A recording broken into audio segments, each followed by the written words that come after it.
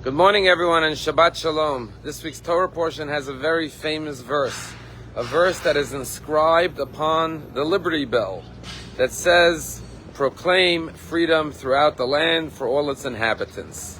This verse is in this week's Torah portion regarding the Jubilee year. But the word for freedom in this week's Torah portion is not the ordinary word. You see, the word for freedom in Hebrew usually is cherut. But here it says, "Ukaratem deror," you should proclaim deror, which is translated as freedom, l'chol yoshveh, throughout the land, for all of its inhabitants. But what is the meaning of the word deror? Why does deror represent freedom? And Rashi gives his answer. Rashi says that the word deror is from the word dira, which means a dwelling place. The sign of freedom is that you could live wherever you want. You could have your own dwelling, and therefore the Torah uses the word deror to symbolize freedom.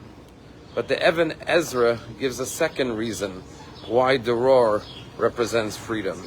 He points to verse Psalm 84, chapter 84 in the book of Psalms, where King David says, "Gam tzipor matzabayis," a bird finds its home. Uderor, and a deror bird, Kainala, finds its nest. The deror is a unique bird. It's called a swallow, and this bird is known to sing. And therefore, he points to the book of Psalms where King David says the deror bird finds its nest. And the deror bird is a bird that loves to sing more than all the other birds.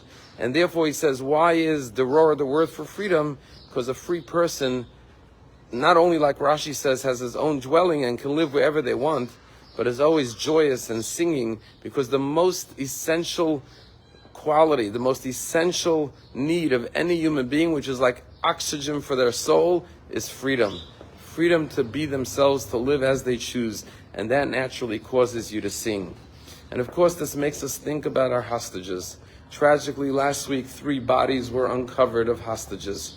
This week, just today, the IDF announced they discovered in Rafah another 3 bodies of hostages.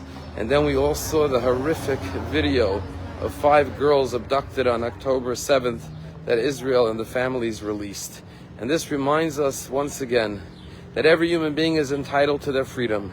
The worst thing you can take away from a person is their freedom.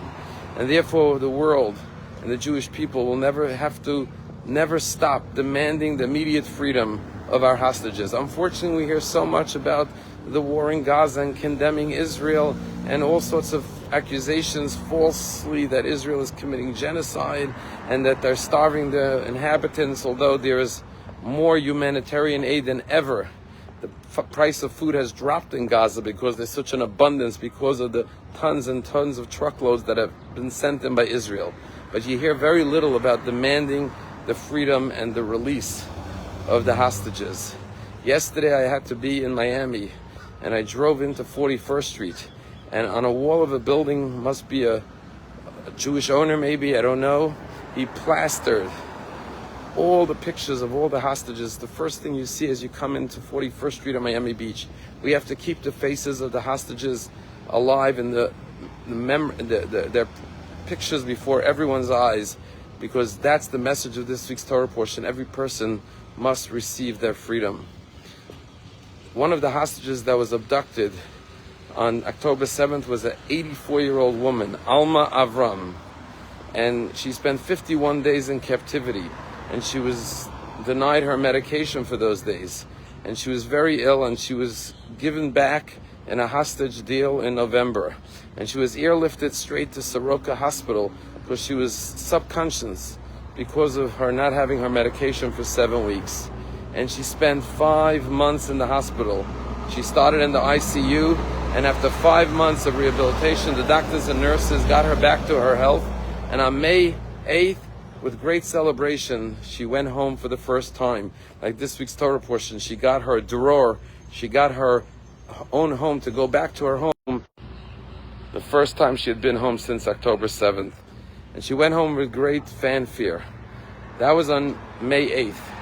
Last week, on May 16th, she went back to the hospital because her granddaughter gave birth to her first great-grandchild, a little baby girl. And you see her in her wheelchair being handed her first great-grandchild. and she kisses the child repeatedly with the biggest smile of joy. That's the message of freedom. That's the image of freedom that we should demand for every one of the hostages. Have a Shabbat Shalom.